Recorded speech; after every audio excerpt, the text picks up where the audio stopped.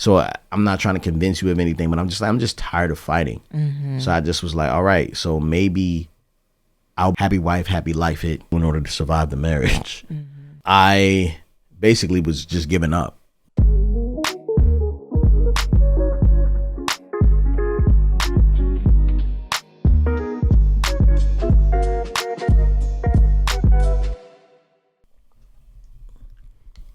Hello and welcome back to episode 100. Yay! Of How Married Are You?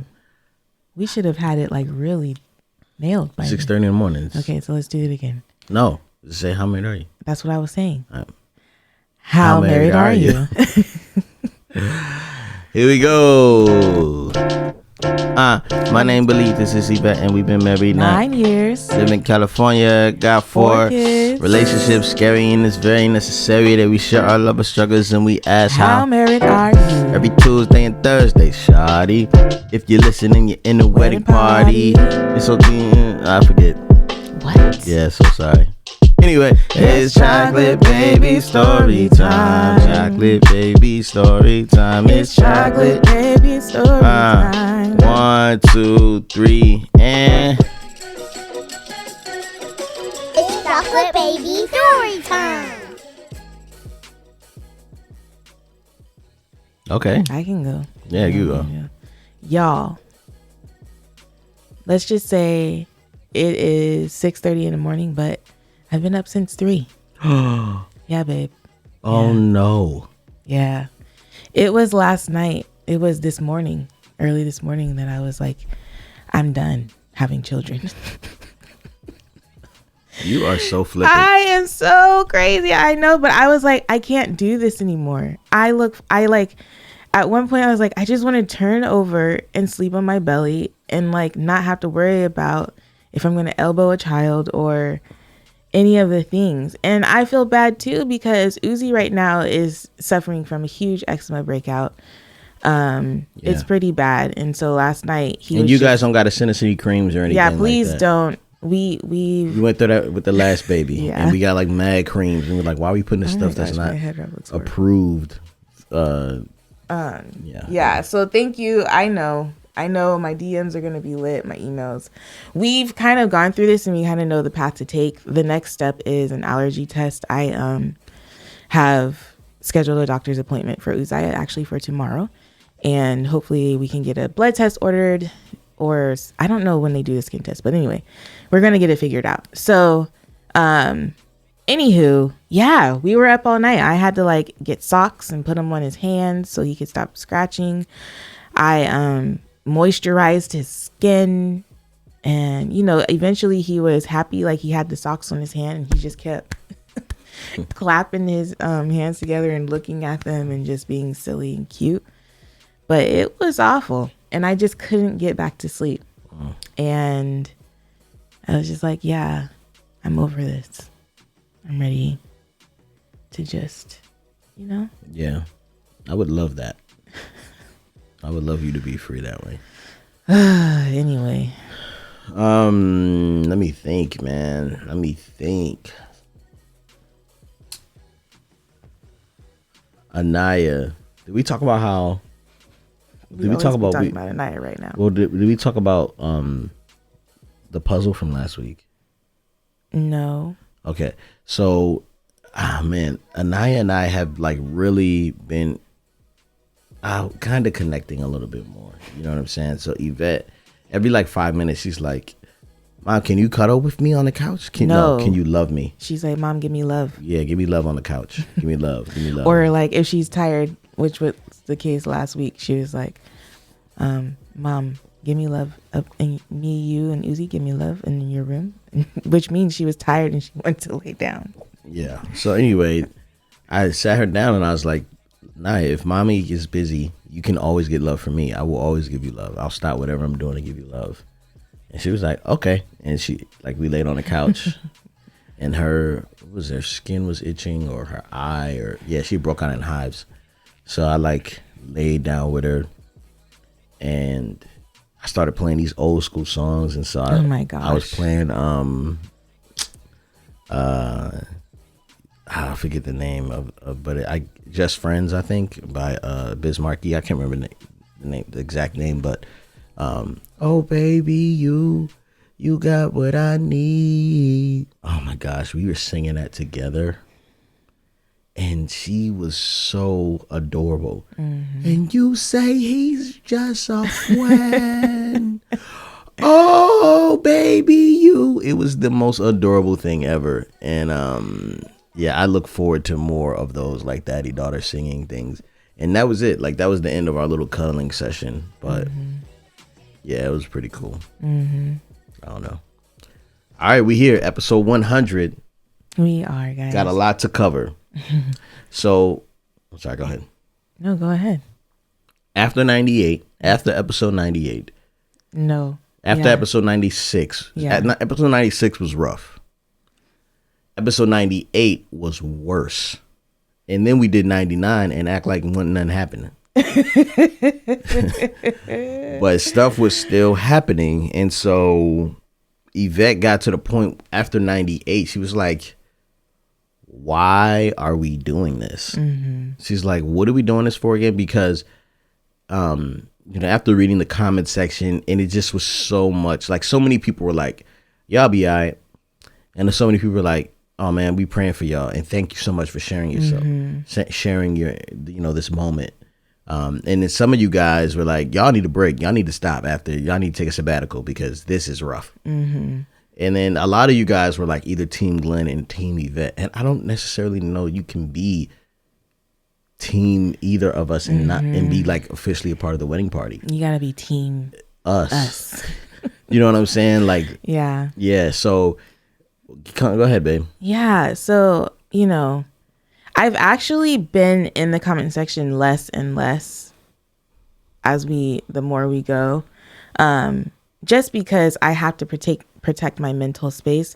But I like the comment section because it does give us an opportunity to like connect with you guys and talk and see, all kinds of things. And then sometimes there's like perspectives in the comment section that I am like that are new to me, and they're really good insight as far as the relationship that Glenn and I have. So it's kind of like, man, I gotta try to find some kind of balance when it comes to the comment section. And I also think for some of you guys, if you aren't reading the comment section, which you can or you can't, but I think for some of you guys, it might even be beneficial for you to start reading through some of these people's experiences and what they've gained from that. Like, it could really be a community of bettering marriages in the comment section for sure.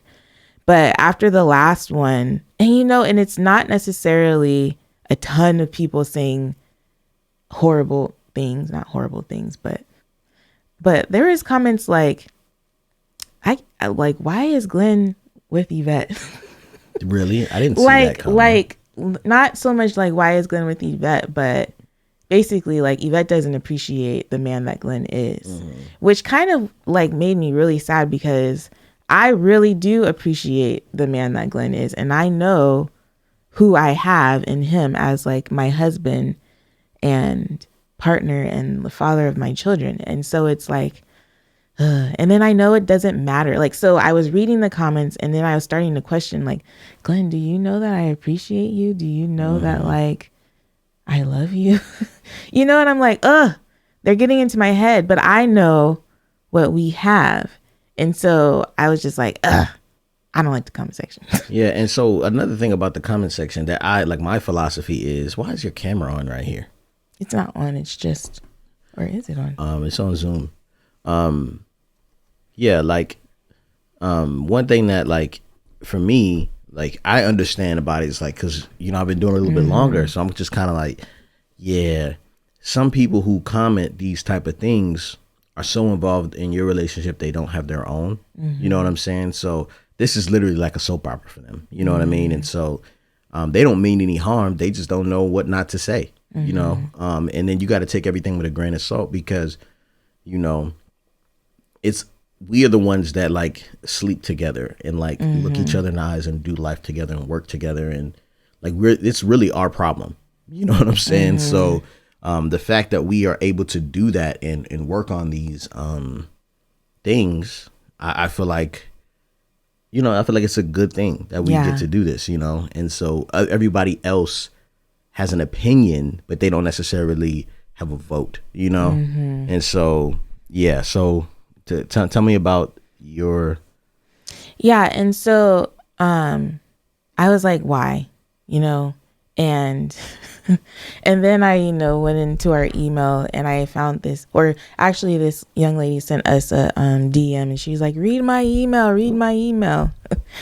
And I was like, okay, I'll go find it. And the email it's titled, "You Saved My Son's Life." And so I'm just going to read it. And This is the ghost one? yes, Okay. I won't read like specific details. I know, but so can you tell us a little bit about this person? Because she's actually emailed before. Oh, I don't know if y'all remember the episode we did about Ghost. I don't even really remember it that much. Let me see. Did we title it Ghost? Yeah, like he ghosted her or something like that. But basically, keep going back. This might be a couple episodes behind. But basically, there was some situation where a guy was ghosting this young lady, and lo and behold, I had met this guy at a show. And she's like, here's a picture of you and Ghost, Glen, and showed me a picture. And I was here like, it is. what the heck? And I was, and I don't know what I said about this guy. But anyway, let's run it, babe. All right, let me go back to the email. So, yeah, we got this email. Hi, you guys. I just wanted to share how encouraged and honored I am to have been able to watch such a platform like the ones you guys have. I am the young lady that spoke to you all regarding my ex Ghost in my email. I mentioned how he was constantly in and out of my life, his bad habits, and the fact that I was pregnant. You two gave me advice and I followed, letting him know we're having a child. Oh yeah, she didn't tell him for a while, right? Oh, he had like no authority to be around or something? Yeah, and then she eventually told him. Letting him know we were having a child and that I did not want him present during the pregnancy, as I wanted to make sure I endured less stress to have a happy and healthy delivery. Well, plot twist. Once word got around that we were expecting a baby, everyone, and I mean everyone that knew him and his family, pushed me to abort our child because of how he and his family were. Meaning he would do our child no good. His family would mistreat the child based off previous incidents of them mistreating other children in the family. I was told I was going to harm this child more by having it than aborting it. I mean, it was literally to the point where at least 6 people offered to even pay for the abortion. All I had to do was show up to the clinic. Every time I turned around, the conversations became heavy and so consistent with aborting this child that I literally shut everyone out and focused on what Christ was telling me to do. And during the last 3 months of the pregnancy, I was back and forth between sermons, prayer, and belief in fatherhood and you guys. Your platform is what saved my son. Because of belief in fatherhood, Yvette and those chocolate babies, as of June 12th, my son was able to celebrate his 2nd birthday. And though his father and his father's side of the family are exactly what everyone said they would be, because of my tribe, my support system, my son is growing up to be nothing but better than both of his parents. He's so loved and adored that he doesn't even recognize that his father is absent. His support system of men are holding him so tight and so high that he responds as if all of the men in his tribe are his dad figures. It's beautiful. So thank you. Without watching the daily life of you and your family and the conviction of the Lord, my son would not be here. Names are incredibly huge to me, as my name means African queen. So I named my son a name that means something really great. Yeah. And good job, babe. Please keep these platforms on fire, because not only did you save my son's life, but my relationship of 7 months. My son's stepfather, side note, he hates the word step. He only likes to be called father. I'm saying this because I know if you guys do this email, we'll be watching it together. Anyway, my relationship is on fire because of how married are you. We watch you guys together and appreciate the realness you guys have, even when it's hard. You show the beautiful and realistic side of marriage, and we appreciate it because he is courting me as we speak. And then she shares a bunch of pictures of her son. She shares a picture of Glen with Ghost, and she shares some pictures of her and her new relationship, and it is beautiful. All the smiles, all the love, all the things. That baby is beautiful. My goodness. Look at that little fro. I can't stand the fact that I hung out with the other guy, man. And he was, you know what I'm saying? You didn't hang out with him. He was at your show. Yeah, he was at my show. That doesn't make me, you know. Oh my gosh, this little baby. I wish we could share him with you guys. Yeah, he is so adorable, guys. He is so cute. Oh, and you are beautiful too, young lady. You're doing such a great job. And so this email just helped to encourage me, because we always say we're not the example, we're the proof. We're the proof that, like, if you put in the work, you can have a healthy marriage. Oh my God. Naya, go back in your room or go in your brother's room, please. Episode 100 is turning into a real stinker. Anyways, I'm just trying to say this is why we do it. We don't do it for anything other than to just give you guys the real authentic picture of what it takes to have a healthy marriage. Because I think we can say we have a healthy marriage, or at least we're really, like, that is a priority of ours, to have a healthy marriage. And so, like, when we show you the fact that we're struggling through figuring out, like, what life looks like right now in the context of Glen being an entrepreneur, in the context of us living our lives in the public eye, we're allowing you to see the rough part so that when you see us on the other side of it, you'll believe us when we tell you what it takes to, like, you know, to overcome those things. And so that's why. And I'm going to keep showing up in this chair, talking into this mic, having good conversations and sad conversations and all kinds of conversations. And I'm going to let y'all do what you do in the comment section. And yeah, because I do remember there was one email that we got, or DM that we got, that was like, I don't understand what you guys want from us in the comment section. And so I guess I don't really know what I want either. I just got to get some thicker skin maybe. Yeah, but you can also, like, you know, like, on Belief in Fatherhood, like, if I'm in the comment section, whenever we have it, I'm deleting stuff I don't like. I hide people from the channel because what you got to understand about our content is that it's a privilege. You know what I'm saying? Like, you don't get this type of authenticity and transparency on the regular, especially with Black people. Like, we just don't be showing our stuff like that.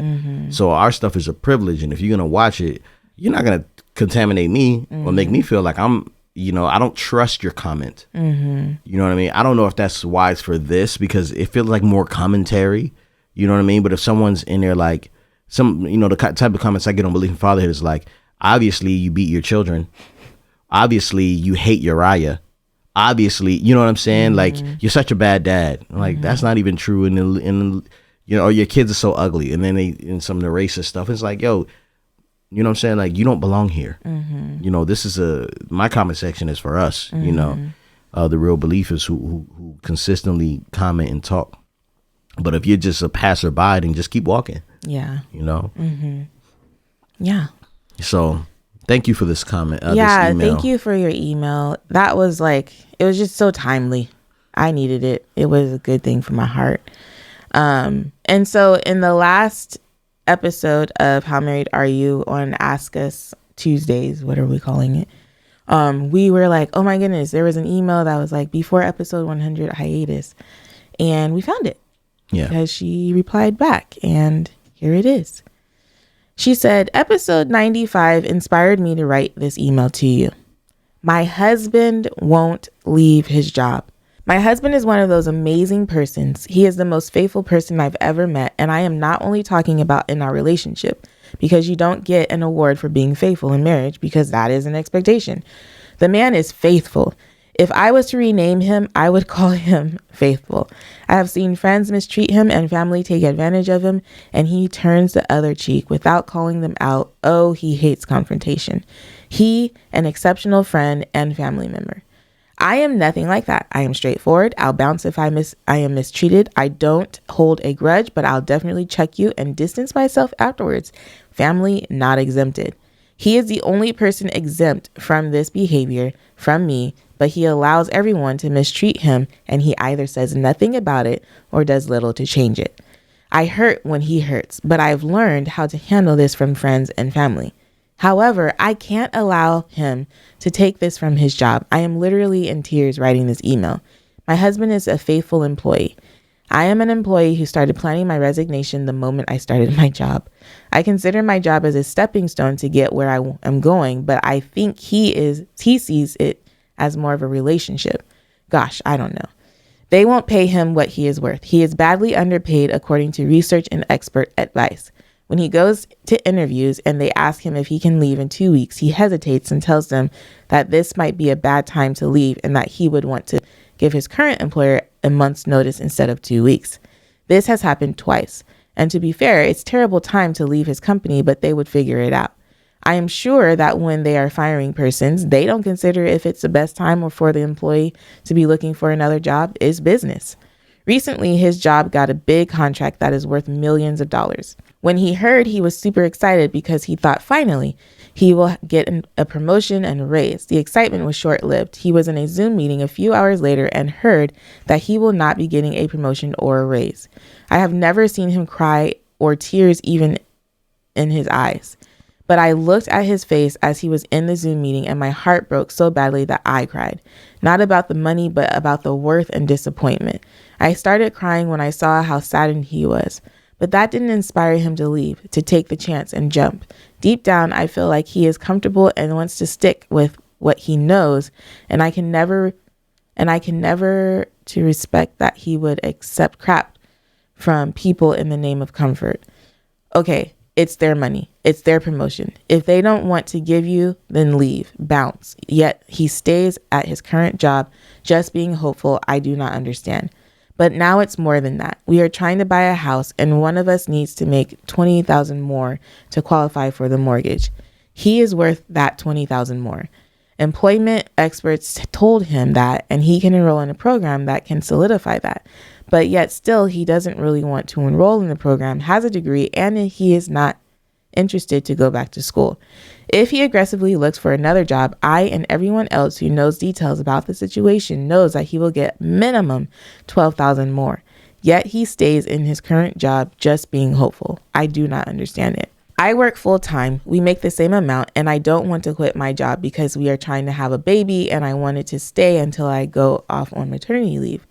Plus, I am also in school right now doing 3 courses per semester, and this job is not hectic and it gives me the free time I need to complete school. I am finishing school in December and should launch my business in February. Hopefully, by then I am heavily pregnant. The thing is, I am a strong Black woman who gets what she wants at any cost short of sin. I am one of those go-getting type of women, and I can go out and get what we need. But I don't want to push him to the side and go get it for our family. I want him to be the hero, and he has said that he wants to be that for me, but he isn't doing it. Glen was inspired to take responsibility for the family by Yvette saying, I trust you with my family and you don't have a 5-year plan. That didn't work for my husband. How do I inspire this man to aim higher?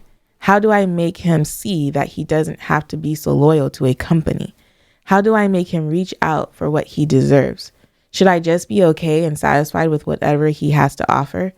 I feel bad for wanting more, especially financially. Thanks for reading my long email. I appreciate you guys so much. We are 3.5 years married, and you guys are just what I need. Signed, Anonymous. All right, so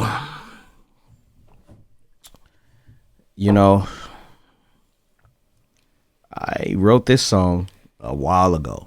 It's called Activate. Mm-hmm. The question in the song is me questioning myself, and it's what's it gonna take to activate you, little boy, right? So it's me conversing with myself, asking what is going to have to happen in order for you to activate yourself to change your current situation, because right now you're stuck and you have all the excuses. And that question, you know, the answer to that question is the scariest thing ever, because you really don't want to know what it's going to take. You know, if we told you, you know, if God told you what it's going to take to get you to move, you probably wouldn't, you know, you would be terrified, you know. I don't know. I think this is long suffering. I don't know if she can do anything. What are you doing?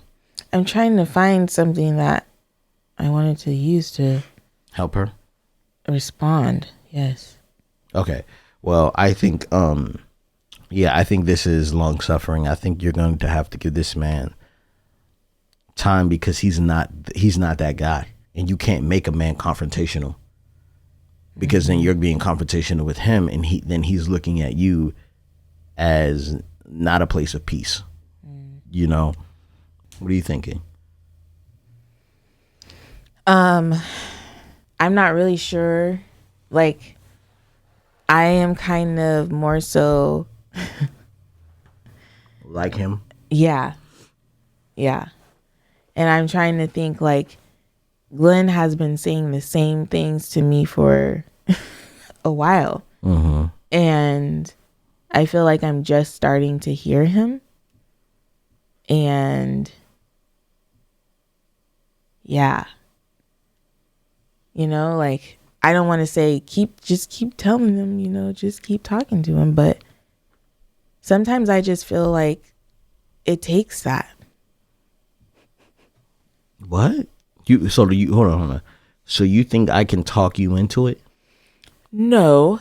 I don't. It's not necessarily a matter of talking you. It's not necessarily a matter of you talking me into something, as it is me understanding what you're saying. Does that make sense? Like, we're going to get into where we are since episode 98, but Glen, I like woke up on the morning after we had that conversation, and I had a revelation. Wait. And no, listen. And Glen was like, well, what did I say that was different? Because he felt like what he had been saying, right, was the same.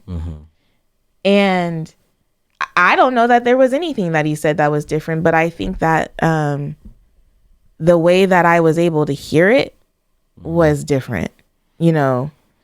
And so I don't know, man. This guy, he's just gonna have to know his worth. I'm so sad that I can't find.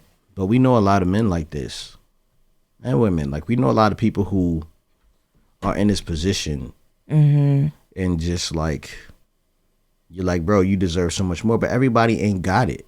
Like, he could just be the timing. He could just be the consistent timing. Doesn't really want for much. Doesn't really, you know, he just believes he just patient, whatever, maybe too patient to a fault. Like, he could just be that timing. And I think that is okay. He can just be that timing. Okay, so like how I envision, you know, like different type of fathers, right? And so some dads are like a kick drum, and they're loud. Boom, boom, boom, boom.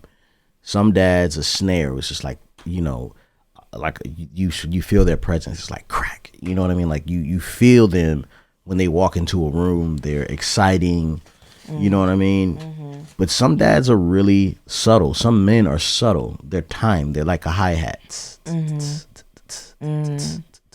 he doesn't want excitement. He doesn't want risk. Like, he wants, you know, comfort. No. You know, he wants, I think wanting comfort is like, I want to make enough money so that I could be chilling in Hawaii with no problems. That's comfort to me. You know what I'm saying? He's like, I'm scared of confrontation. So I'm not going to do anything to ruffle any feathers, because yes, he does want comfort, but his comfort means he's not, you know, combative. So I think that this man, he's just not that guy right now. You know, and it takes, like, you guys are 3 years married. It's going to take a while. You know, it might take him a while to get it. And that's why, like, marriage is for the long haul. It's for, like, you know, and I think it's okay if you go out and get it. I was gonna say, how would that make you feel as a man if she kind of just like, I don't need you, I'm gonna just go make this happen? It's not that she doesn't need him. His income she's counts. Like, you know, but I'm just gonna go pick up the slack. Yeah. I mean, but like, if you got the juice to do it, then do it. You obviously got the personality to do it. I think that he should do it, but that's not who you married. You know, now if he becomes that person eventually, he's gonna look back like, man, why 15 years from now, like, man, why was I tripping? Like, I should have just left that job. They hated me, or, you know what I'm saying? They did not treat me right. I know my value now. But I've been in situations where I didn't really recognize my value. Neither did the people around me. So I was asking for permission to do things I knew I was called to do. You know what I'm saying? And so now, in hindsight, I'm like, if you don't move out of my way, I'm gonna roll you over. You're gonna be in pain. You know what I'm saying? So it's a perspective shift, and he hasn't really seen himself. You know, he probably is thinking like, man, I'm married. You know, I want to be. You know, when I started working at the SIF, and I was there, and I was like, okay, I'm gonna work hard. I'm gonna get promoted. I'm not gonna rap anymore. Rapping is bad. Like, you know what I'm saying? And I'm sweeping this floor. Like I'm sculpting something. I'm like really in there. Like, there's not a speck of dust on the floor. And I'm just like, they're going to see my work ethic. I'm going to be the first one there. I'm going to be the last one. And like, they only promoted people who were in the military before. You know what I'm saying? Because it was on base. So the people that kept promoting was just like, yeah, you have leadership capabilities because you were a sergeant, and so you're going to be the first to get promoted to line lead or whatever. And I'm like, man, they don't give a daggone about me. And then I started cursing out the manager. See? Oh, man. I don't think you can force this man to be the hero. I think if you are... Excuse me. If you want a certain life and you want to be able to, you know, buy the house that you guys want, then I think it's okay for you to go ahead and make that money. He may not have it now, but when he sees you go for it, he might be inspired to be like, why am I here? And I will say this, because your first question says, how do I inspire? And then your next question say, how do I make him see that he doesn't have to be loyal or reach for what he deserves? And it's like, you definitely can't make him do anything, but you can help him see things. And so one of the things that I feel like is helpful for me when it comes to Glen, is when he like takes time to kind of write out and show me a picture of, okay, this is where we are. This is where we want to go. Like, this is the plan. So you're talking about the comment about the 5-year plan. Well, now Glen is actually extra, like, you know, intentional about all the things that he does. And so when I get to see that on paper, then it's like, okay, I just have to do this. And sometimes I have to be reminded of the plan multiple times, often.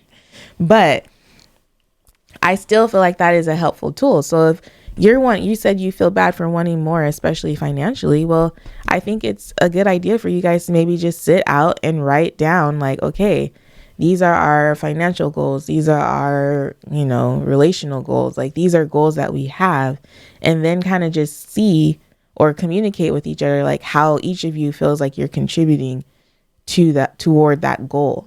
And maybe that would make it more obvious to him that he's got to like put in more work, and maybe even set some like tight deadlines. Like, okay, we want to own a home by January 2021.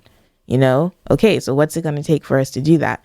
Now, honestly, I don't think quitting his job right now will be a good idea if you're trying to own a home like in the near future.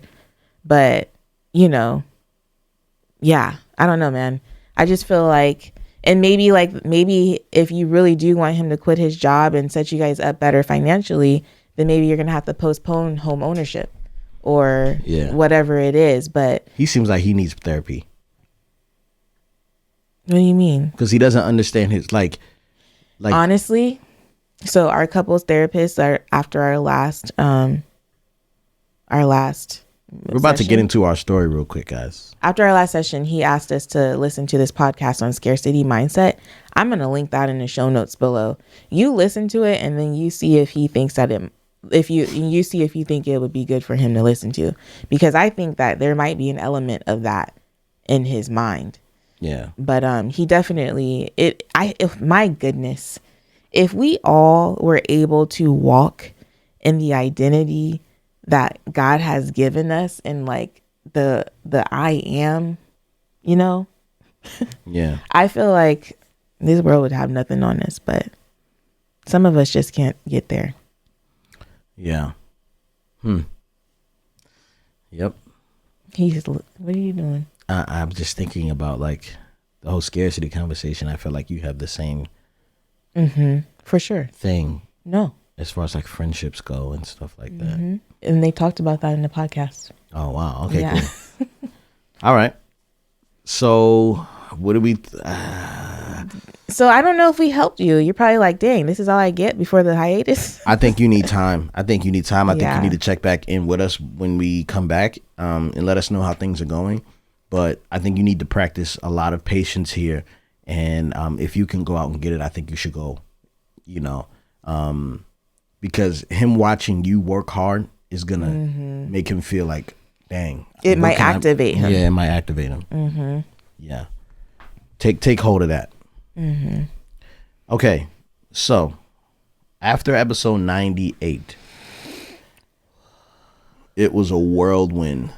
It was whirlwind? Whirlwind, not world, but whirlwind.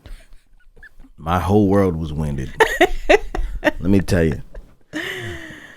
Oh, goodness. So basically, after episode 98, I had completely given up. I have decided that I'm not going to try that hard. I know that God is giving me this as something that I'm supposed to do in my life, but I know he wouldn't make it so that my wife didn't like partner with me and believe in me. And, you know, even though I truly believe that Yvette did a great job in supporting her friend, I know that I needed her more than her friend. And you guys and Yvette was saying, well, how? And one of the comments was kind of the one that hit it on the head, was like, yo, Glen really isn't going to give her more on her plate if she's telling her, you know, him that she needs relief. But when he sees her go and help someone else, like, he's kind of like, oh, shoot, she does have like a more capacity. You know what I'm saying? So that was kind of like what I was trying to communicate, but I really wasn't doing a good job of that. And we felt it. So I basically that night and the next morning, I woke up and I said, okay, I don't know what's going to work out, because I honestly believe that this is my calling. I don't know how far this marriage is going to go, because honestly, I believe that if I continue to have, I'm not going to fight this fight over and over and over again every day of my life, you know, where she just is like, it just seems like she doesn't get it on purpose. Because it's like, you know, and even like when you say like, oh, Glen has to maybe show me the plan again, I'm like, it's your plan too. You know what I'm saying? Like, so I'm not trying to convince you of anything, but I'm just tired of fighting.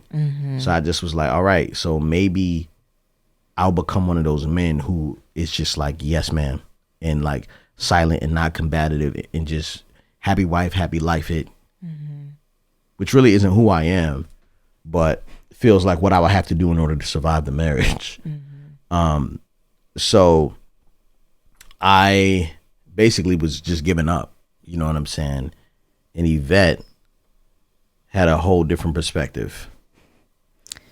Yeah, so that morning I woke up and it was like, I don't know, maybe the Lord was talking to me in my sleep, or maybe he just kind of attuned my ears to Glen's voice better. I don't know what happened, but I woke up and the revelation that I had was that basically that Glen needed some relief. Which I know when I say that out loud, it's like, duh, he's been saying that for a long time. But I didn't really understand how I was going to be able to provide the relief. And one of the things that Glen said was, he was like, if something happens to me, then what are you going to do? Like, if I can't do this anymore, how are you going to step up to the plate type situation? And so I was like, I really can't do what he does the way he does it. I might be able to do something, but I'm not going to make it like he does it. Which I don't necessarily think is true. Like, I don't think you have to do it the way I do it to be successful. But go ahead. Mm-hmm. And so that was the thing. And I was like, okay, so really, like, and Glen has been saying this and preaching it for so long, and I feel bad that it's taken me so long to get it. But he's basically saying, like, Yvette, I need residual income. Like, I need, like something to where every dollar that comes into this house, I don't have to actually like work for it type thing. And so one of the things that he's been wanting to work on is an e-course. And I won't specify what the e-course is about, but a couple of days prior to that whole conversation, he was like, I just can't do it. I'm not doing it. I give up. Like, I can't do it. And at the time I was like, I totally understand. Like, it is a lot of work, yada, yada, yada. But then after the conversation, or when I woke up the morning after that conversation, I was like, what? So when I said, I don't want it that bad, I was like, I'll just be a YouTuber and just kind of like ride this thing out. And I don't want to do it. And I'm giving up. You were like, I don't want you to give up. I feel bad. You know what I'm saying? Like, it was kind of like, I was like, anyway. You just had to put that plug in I there. just wanted to make sure people understand that I wasn't like you were having some type of issue with me giving up. And I was kind of like, why isn't any of your business? You know what I'm saying? And so I woke up and I'm like, Yvette, because I'm really, you guys, like, this was another thing. He was like, you removed all obstacles between you and being there for your friend. And the way that you showed up for your friend is the way that I need you to show up for me.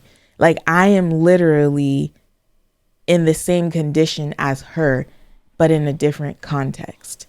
And I was like, okay, Yvette, like, he's right. Like, I got things in order so that I could be there for her. So in my mind, it's like, okay, what can I do in order to show up for Glen in this way to relieve some of the pressure that he's feeling?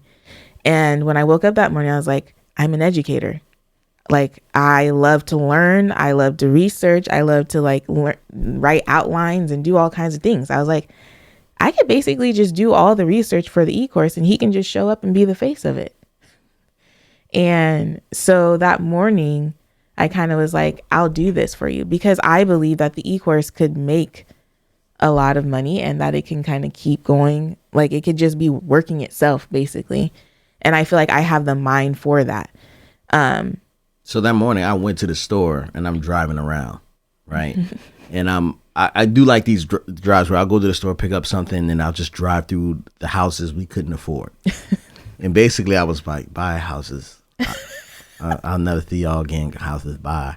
And then Jason calls me and he's like, hey, since Yvette is backing out. Oh, he told you before I told you. Yes. You didn't tell me that. I know. So I was like, he was like, hey, since Yvette is backing out, you want to meet today? And I was like, what are you talking about? Yeah. So when I made that decision, when I was like, okay, so that morning I woke up and I realized I got to be there for Glen. Like, whatever energy that I'm about to put into finding myself and establishing a brand, I need to be putting that energy toward Glen, basically. And so I let Jason know. I was like, hey, thanks, but no thanks. I'll figure it out later. Like maybe we can do it later, postpone it or whatever. I'm not even sure, we'll cross that bridge when we get there. But I was just like, that would take the next 3 months, right? So that I would be putting a lot of energy into that for the next 3 months. And I'm like, no, I should be putting that energy into something that is already established and doing well for our family. And that will free Glen up more. And so I was like, yeah, Jason, no, thank you. I will do it, whatever. And so that is one of the things that I did too. I was like, and then I felt like that money that we were going to invest in me was just kind of like, it should be invested in to Beleaf in Fatherhood, or it just was a misuse of funds, basically. And so, yeah, so that was that. And then I was like, okay, and I'm going to help with merch, which is an announcement that we'll get to a little bit later. But I'm like, I will, because we've been wanting to do merch for so long, and we finally found a way that we think we can do it and do it well and efficiently.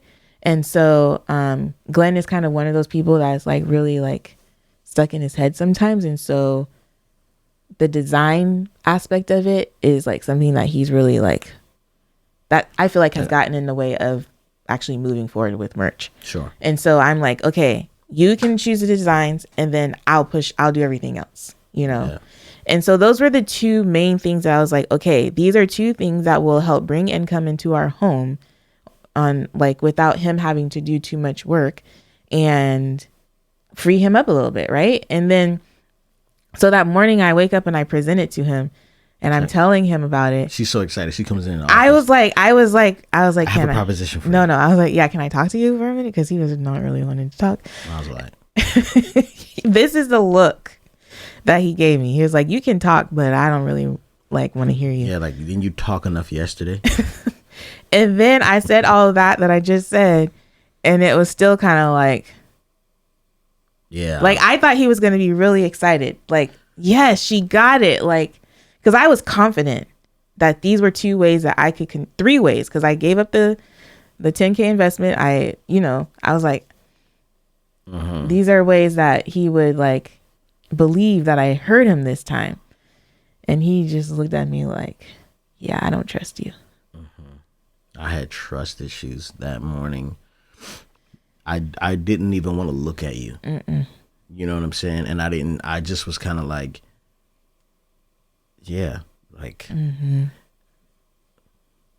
I just didn't understand what changed. And so I was just kind of like I think what I said was like I'm glad, but honestly, like I've already like decided and like attuned my mind that this was not going to happen. And, I didn't know what was going to happen. You know what I'm saying? And so the fact that you were saying it didn't really seem real. You know what I mean? And so, yeah, it took me a while, maybe like a day or 2. Yeah, it took him a while because even that morning we had scheduled. Are we going to talk about that? No. Okay. We can talk about what we did, but we're not going to talk about all that stuff. Okay. So that morning we had scheduled like a breathing meditation. I don't know what you call it. Breathing meditation, whatever. And it was kind of awkward. Yeah. But like, when you do, I don't know how familiar you guys are with the whole breathing exercise, but basically it's like a woman in there and she's kind of coaching you to like breathe, because we don't do a good job at paying attention to our breath, like the one thing that gives us life. And so, anyways, we did the whole thing. And when you experience it, there's like a bunch of emotions and things that kind of come up. And like, I don't know, but during my time, I had like a frequency that I could feel coming as I was breathing. And so at the end of the session, I was like, hey, like that frequency that I started to have, like Glen and I have not been very attuned. And I was like, is there a way for us to kind of try to match our frequencies, like get back on the whatever? Yeah, and she was trying to solve that issue. Like it had just happened like maybe 2 hours before that. Yeah. And she was just like, yeah, can we get back on the same thing? And I was just like, I'm trying to avoid you right now. I'm trying to find my own, because I just settled like I need to work on myself. Yeah, so anyway. And so she was like, yeah. Da, da, da. She's like, face each other. Yeah, face each other, look in each other's eyes. Okay. And you're going to start breathing at this tone. And it was like. So she had this audio thingy that was like, okay, when you hear this, you breathe in. And when you hear this, you breathe out. And you stare at each other in the eyes the whole time. Yeah. And I was like really trying to take this seriously. And I was like trying to just be there with him. And I could tell, and I didn't even want to look at him because I could tell he was not trying. Like No, I was really trying. I just didn't want to look at you. But he kept smirking, and then he would look off to like, I was looking at, I was like contact. Looking at her, and I was like, this is really hard. And I was like, oh my gosh. But the crazy thing is, as awkward as it was, and like, I don't think we necessarily got on the same frequency at that moment, I really think that it could be a good pattern to do, like that we could establish for ourselves. But anyways, we'll talk about that on another podcast. I feel like we should have her on. But yeah, so I feel like that's where we're at. And so I've started doing the research for the e-course. So let's talk about the schedule you got. Oh, okay, yeah. So on Mondays, Yvette goes to the office and from like whatever time she wakes up, after breakfast till like 3. So she has a membership at the office now, so she can go in there and work in the office. And then I work Tuesday, Wednesday, and Monday night.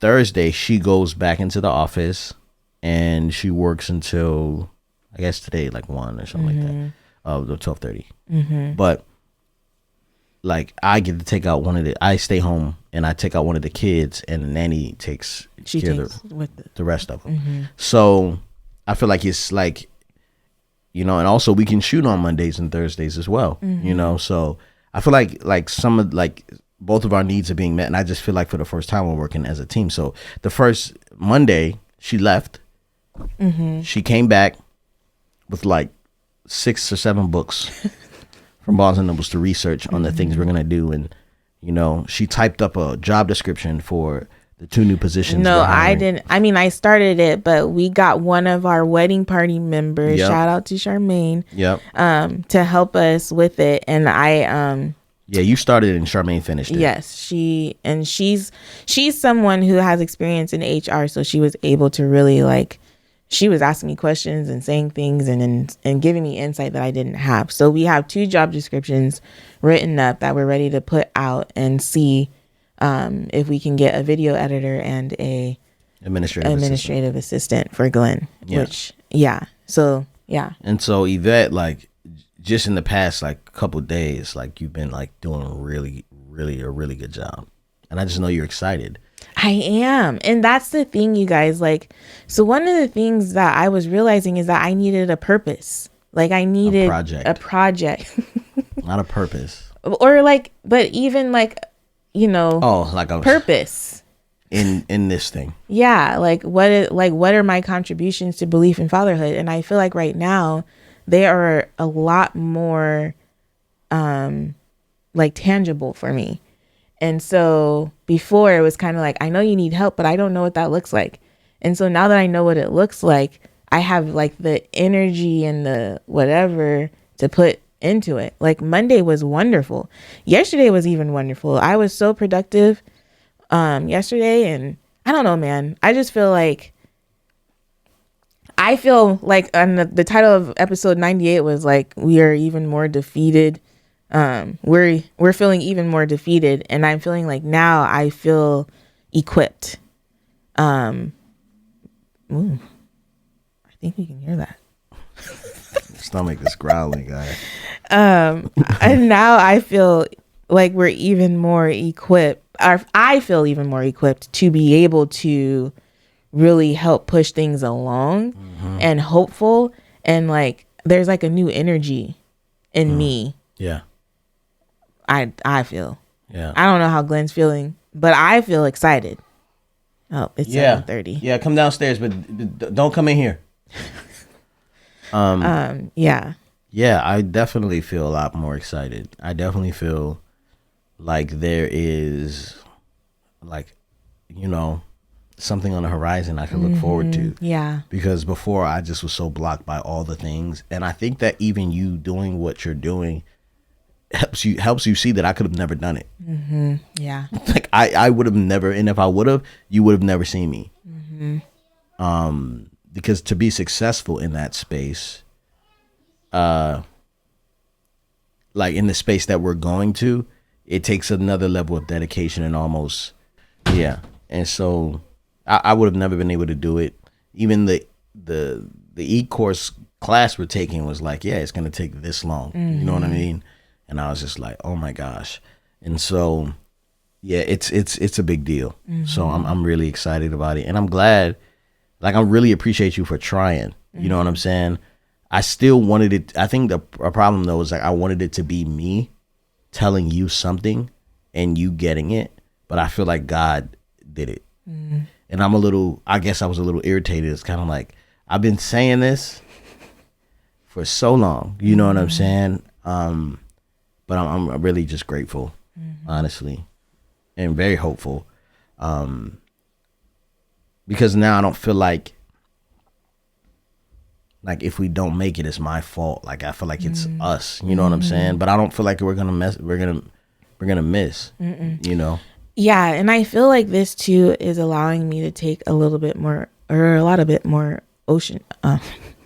ownership of the fact that belief in fatherhood is ours. Yeah. And it's not just something that you do and I show up in occasionally. Like, you know, I think I needed some kind of stake. And I know that sounds really bad to say, but it was like I didn't feel like an active contributor to the brand. And so in this way, I feel a little bit more like I'm a part. Yeah. You know, and so I don't know. This might sound really backwards to y'all, but that's just where we're at. And yeah. So. But also just like, I do think investing in yourself is going to be important too. But I think that after we get this thing going, then it's going to be so much easier for you to do that. You know what I'm saying? Because it's kind of like, cool. Yeah. Like, we got this thing up. We don't, you know, like e-courses are so valuable. Like, you could really, you know, be making money while you're on vacation. And I have, like, everything I do is a 1-for-1. Hey, can you do this video? We'll pay you this. Hey, can you do this? We'll do this. And you know what I'm saying? It's such a transactional thing. And that's not how you build real business. You know, like, real business is the products are coming out and people are buying it. And you're not actually lifting a finger. You know what I'm saying? Like, you have processes in place that are making that happen. And so that's where we need to be in order for me to chill, for me to like celebrate. Like, I'm going to have to be in a place where I'm not thinking about, you know, every single dollar that's coming in. So with that being said, episode 100 is the last episode for now. Until September 1st. September 1st. We'll be back with episode 101. Season 5. Is it season 5? Yeah, this is still season 4. We're going to be on season 5. All right. Well, September 1st. Whatever. So, yeah, we're coming back September 1st. We're going to take a long break. During that time, you can catch up on episodes of Belief in Fatherhood. On the last episode of that, we're only doing episodes up to in July. No episodes are coming out in August, hopefully. But yeah, no episodes coming out in August. So we're taking all of August off, and then we're celebrating our 10-year anniversary, and we'll definitely be showing what? Oh, I thought you were going to give it away. No. But we're going to be definitely dropping episodes on Patreon. And right now on Patreon, tomorrow you'll be able to see the like August Alsina, Jada Pinkett Smith, Will Smith, because I was not doing well. That's the bonus episode. Yeah. Bonus episodes. And yeah, it's going to be good stuff. And so we have another big announcement coming this Friday. Guys, I'm telling you, if you're not a patron, you're going to want to be a patron. So one of the things like Glen just for a couple months. Or you know, I'm sorry, what? They want to be a patron for life. Okay, hold on. Okay. I'm just trying to get the quick sale. No, you trying to get the long lifers. Anyway, so we will be dropping weekly podcasts on Patreon. On How Married Are You Patreon. Gosh, I'm stumbling today. We will be dropping weekly episodes on How Married Are You Patreon while we're on this hiatus. We will also be dropping 2 vlogs on Patreon, one this month and one next month, that you are not going to want to miss. I assure you, you are not going to want to miss. Listen, if you are already on Beleaf in Fatherhood's Patreon, you do not have to sign up. You don't have to sign up for it. You get that anyway. Yeah. And what I'm saying is, if you want to, you can pay for the year on Beleaf in Fatherhood. Oh, yeah. So if you don't want to pay like monthly, you can pay for the year if you sign up for Beleaf in Fatherhood Patreon. That's patreon.com/BIF. Yeah, someone sent in an email asking like, hey, I don't necessarily want the monthly debit every month. Can I just do a one-time payment for like a year? And apparently Glen is, because he's one of the original Patreon accounts on Patreon, he is able to have you like sign up for a year. But the How Married Are You Patreon, you can't do that yet. So if you want to be a How Married Are You Patreon, you can sign up with Beleaf if you want to pay like for the whole year. Otherwise, come on over to How Married Are You. I mean, basically, everything I upload to How Married Are You Patreon, I upload to Beleaf in Fatherhood Patreon, which now is starting to sound like, why even have How Married Are You Patreon? But okay. Yeah. I remember it was a really good reason we did that. Yeah. But I think it was kind of hey, if you want to do this, here's a cool way to, But anyway, what else do we got? Do you have any more announcements? Oh yeah, I'm sorry. So I did talk about how we are going to be launching merch. Yeah. So we will be launching merch on August 21st. August 21st, next month, August 21st. So if you would like to be the first to hear about that, we are going to have a special discount code for our patrons. I'm sorry. We're going to have a special discount code for our wedding party. Yeah. So if you want that discount, there's a link in the show notes below for you to go ahead and submit your email address so that we can let you know when the launch happens, show you the items, get you a first look at the items, and a special discount code to purchase when that time comes. The way we're doing it is it's only going to be open. The store will only be open from August 21st to August 25th. So it's not going to be something that's going to just be open forever. Yada, yada, yada. It's going to just be open for those few days. Yeah. And we only have 9 It's Bedtime Now books left. Wow. We only have 9. I didn't realize that. And so I'm not even going to put them up on the website, but if you want one, I don't know, but I'm not putting any more of those books out. So it's kind of like, if you got it, good for you. I might come back with like a bundle to get like that book and maybe 4 other books or something like that. But yeah, man, if you wanted that book, it's pretty much gone. So yeah. So anyway. So yeah, I think that's all my announcements. Let me make sure. That August Alsina, Will Smith, Jada Pinkett episode, we shot it yesterday. Yeah, I was very distraught. Yeah, I didn't realize. I think Glen thought I was going to be a little bit more, vested into what was happening, but he was the one that really was having some issues. But you guys will definitely want to listen in on that conversation. It'll be up tomorrow, Friday, August 10th. And I'm sorry, Friday, July 10th. And yeah, y'all. So, babe, how married are you? Babe, I'm so married that on date night, I let you have the rest of my ramen. That's true, babe. Thank you. Babe, how married are you? Yesterday, we were supposed to go play tennis. And you wanted to go for a walk. And so we parked the car. But, the tennis spots were full. There were no more courts. So we parked the car and walked to a sushi restaurant and had social distance sushi. And then we walked back so you can close your ring. Yeah, he had a really good idea because I was trying to close my rings. And he was like, why don't we just park over here and then we walk? And then, whatever. And it worked out. And then we were like, I was like, hey, let's go look at some houses or whatever. So we were on our way to go look at some houses, and Yvette was like, hey, let's stop at that CVS and see if we're Our photo was in there. Why are you doing a double How Married Are You? Because it's two. So I was like, no, this is the point. Like, I'm always trying to get to a destination. And you're always trying to stop and just detour. And so after we went to go see the house we were going to go see, I still stopped back at the CVS to see if we were in there because, you know, we have that Dove display at the end caps. And we haven't seen it in person yet. Yeah, and we weren't there. So well, I've seen it in person, but I wanted to take a picture with it. Yeah. And yep. And so, guys, we'll see you on September 1st. Yeah. Unless you're a patron. Yep. We'll see you tomorrow. Yeah, basically. And that's just how married we are.